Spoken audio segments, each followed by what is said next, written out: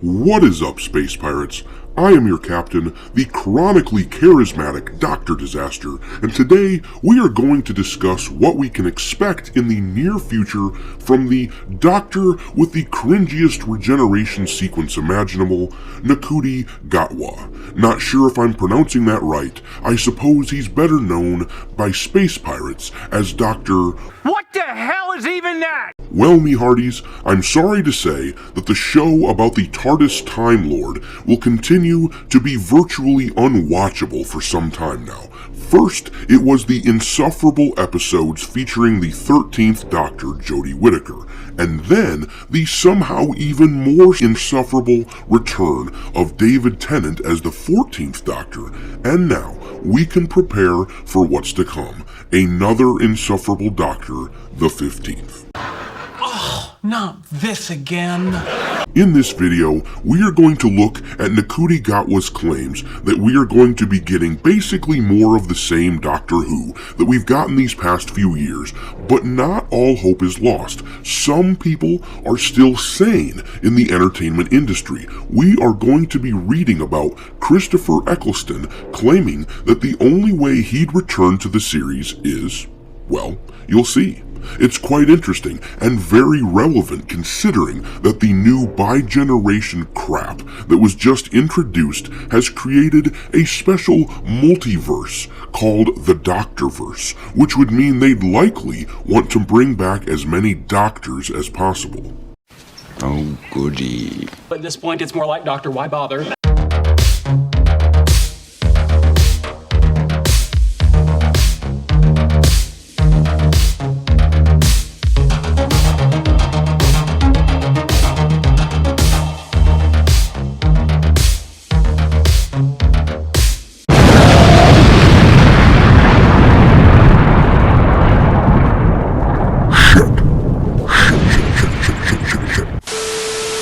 Alright, me hearties, like this video please, it really helps out with the algorithm, and follow me on Twitter if you haven't yet. My handle is Dr. Disaster1. With that out of the way, let's take a look at our first article, which comes to us courtesy of That Park Place. The headline reads, Doctor Who actor Ncuti Gatwa promises upcoming episode will lean into very leftist liberal bubble. Brilliant. That was bloody brilliant. You know, I was just thinking to myself the other day, you know what the entertainment industry needs? More partisan politics interjected into it like a sledgehammer onto weakened glass. Good thing we have Doctor Who, with the first black doctor taking up the role. We know for a fact they won't be able to go an entire episode without talking about race in the next season. Anyhow, let's continue. As reported by the Daily Mail, Gatwa was discussing audience reaction to him being cast as the Doctor in the series. At one point he stated, I think I felt a particular affinity to Jodie Whittaker just because of the shared struggle. As in, the Doctor's never been seen like this before, and what that means for yay-sayers, naysayers. How do you navigate that? She was so generous with her story and her experience of it all. He continued, I was a little bit braced for impact, and then was very pleasantly surprised because it was the antithesis of what I was expecting. But then, also, what's scary is that we all live in social media bubbles. I remember scrolling on Twitter and being like, oh my gosh, I'm so loved. Once again, I reiterate, Whittaker's Doctor was insufferable, and not because she was a woman, because they constantly attempted to hammer home what the critical drinker calls the message. At this point, I hate it when any movie or show has someone in it from a potential victimhood class, because I know that they, the creators of the show, won't shut up about it. Normally, for example, I'd be pumped for a new Blade movie, but I know that his skin color won't be shut up about. It's appalling. It's insufferable. Anyhow, Gatwa then predictably accused critics of being racists. And then I clicked on one tweet that wasn't as positive, and then that opened up an entire world of the opposite feeling. Oh no, there they are. Seeing the anagrams of my name made into a racial slur was just lovely. From there, he promised the show would lean into the social bubble he personally lives in, but it was interesting, as I say, I live in a very leftist, liberal bubble, and in fact, there's a really great episode coming up next year where we lean into that. Only one episode? Do you promise? I don't believe you. The whole season will be rotten with wokeness, and we all know it. The 60th anniversary special was insufferable. This will be no different. Gatwa went on to confirm the show would discuss his race. Yes, definitely, it would be stupid if we didn't. Ironically, after accusing his critics of racism, Gatwa made it clear he's prejudiced against people with white skin. As he lied, the Doctor has always walked into unknown situations and taken charge with authority.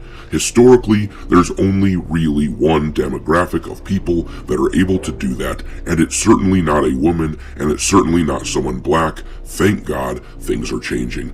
Alright, this is too much for me. He's cringier than the last few episodes of the show. I shudder to think how bad his episodes will be. But let's look at what Christopher Eccleston said in order to balance out the cringiness and take us back to something that resembles sanity. This article is from Bounding Into Comics. It says, former Doctor Who lead Christopher Eccleston declares he will only return to series if BBC sack Russell T Davies and current creative team. I like it.